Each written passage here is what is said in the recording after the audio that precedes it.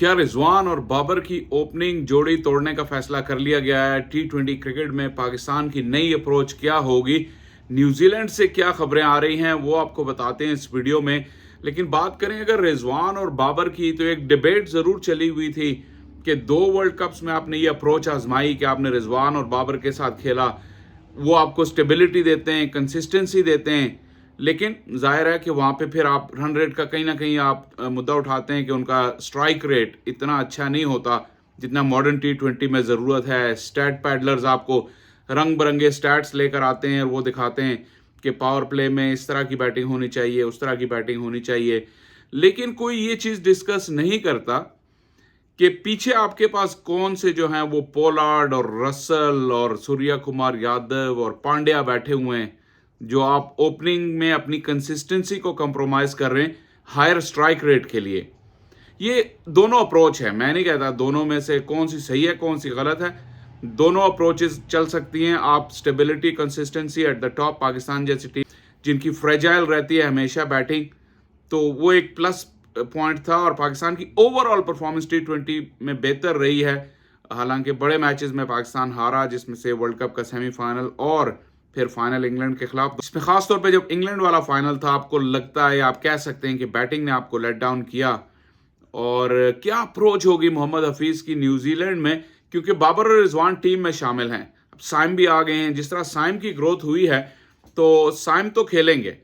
तो इसका ये मतलब है, जिस तरह की ट्रेनिंग हो रही है और जो रिपोर्ट्स आ रही है न्यूजीलैंड से, वहां लगता है ये कि ये जोड़ी अब टूटने वाली है।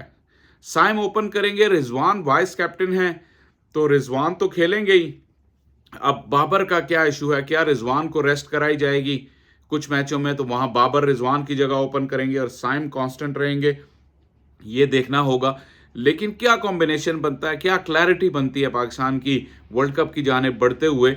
क्योंकि कोई ये जो अभी डिसीजन हुआ है, ये जो अभी स्क्वाड अनाउंस हुआ है, इसमें क्लैरिटी इस तरह नहीं है कि रिजवान और बाबर हैं, और जब वो स्क्वाड में होंगे तो they will be pushing for 11। अब आप उनका एक सेट रोल उठा के उनको क्या रोल देंगे? सुनने में आ रहा है कि बाबर को शायद नंबर 3 पे खिलाया जाए, और बाबर को ये बात कम्युनिकेट कर दी गई है कि आप 3 पे खेलेंगे और रिजवान और साइम ओपन करेंगे। तो वहां से शायद जो बिग हिटर्स हैं आपके फ़खर, इफ्तिखार, इनका नंबर एक नीचे हो जाएगा, और जो पाकिस्तान का मिडिल ऑर्डर का प्रॉब्लम आ रहा था वो सॉल्व हो जाएगा। और टॉप पे अगर साइम की एक्सप्लोसिव इनिंग्स लग जाती है तो फिर उनके साथ एक एंकर फिर भी जो है वो कैरी कर सकता है इनिंग्स को। और ये एक अप्रोच लग रही है मुझे तो। लेकिन इसमें आप स्क्वाड में फॉरएवर बाबर और रिजवान दोनों को नहीं रख सकते अगर आपने उनको खिलाना नहीं है। और अगर खिलाना है तो एक बिल्कुल नई अप्रोच के साथ जाना और नए रोल्स देना। और हालांकि एक्सपीरियंस प्लेयर्स हैं बाबर और रिजवान दोनों, तो उनमें से जिसका भी नंबर चेंज होगा उनको एक नया रोल मिलेगा। क्या वर्ल्ड कप से पहले इतना टाइम है कि आप ये तजर्बा अभी कर सकें, या फिर आप बिल्कुल अनट्राइड अनट्रस्टेड कॉम्बिनेशन के साथ जाते हैं और उसी को बिल्ड करते हैं? क्योंकि जैसा कह सकते हैं कि बाबर के बारे में ऐसी कोई बात नहीं है जो हमें मालूम नहीं है। बाबर ने जिस तरह की बैटिंग करनी है वो हम सबको पता है। बाबर क्लासिकल तर्ज के बैट्समैन हैं, अच्छा खेलते हैं, उनको आउट करना आसान नहीं होता। टी20 फॉर्मेट में वो बहुत ही कंसिस्टेंट हैं। उनकी पावर गेम इंप्रूव होने वाली थी, इसमें कभी किसी को शक नहीं रहा। लेकिन जो उनकी बाकी वर्सेटिलिटी है, और फिर एक एंड से उनका खड़े रहना और बाकी हिटर्स का आना जाना उनके साथ, तो ये टीम कॉम्बिनेशन में सूट कर रहा था।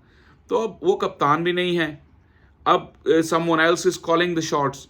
तो ये एक कंप्लीटली डिफरेंट सिनेरियो होगा बाबर के लिए कि वो इसमें कैसे एडजस्ट करते हैं। लेकिन मुझे इस वक्त लग रहा है कि जो टीम मैनेजमेंट की सोच है, शायद वो रिजवान को हटाना नहीं चाह रहे ओपन से, और इसका मतलब है कि बाबर को अपनी गेम अप करनी पड़ेगी। एक नए तरीके का प्रेशर बाबर के ऊपर पड़ गया, क्योंकि ज़ाहिर है वो अभी कप्तानी से हटे हैं। वो भी एक फेज़ आपके करियर में ऐसा होता है एज ए प्लेयर, आप ये नहीं कह सकते वो मेंटली आपको इफेक्ट नहीं करता। ऑस्ट्रेलिया भी नज़र आया कि वो थोड़े से स्लगिश रहे, थोड़े से ऑफ डिसिप्लिन रहे, और अच्छे स्टार्ट्स के बावजूद, अच्छा लगने के बावजूद वो बड़ा स्कोर नहीं कर सके। जहाँ पे आपको कहीं ना कहीं इसको आप मेंटल जो है वो फटीग कहेंगे या मेंटल डिस्टर्बेंस कहेंगे, जिसकी वजह से वो कन्वर्जन उनकी नहीं हो सकी। क्योंकि खेलने में तो जब भी वो खेले वो अच्छे दिखे, ऐसा नहीं लगा कि वो प्रॉब्लम में थे। ऐसा कुछ नहीं था। तो ये एक नई स्ट्रेटजी है, लेकिन जो जिस्ट है इस वीडियो का वो यही है कि ये बात अब बिल्कुल कंफर्म हो चली है कि रिजवान और बाबर की ओपनिंग जोड़ी टूटने जा रही है।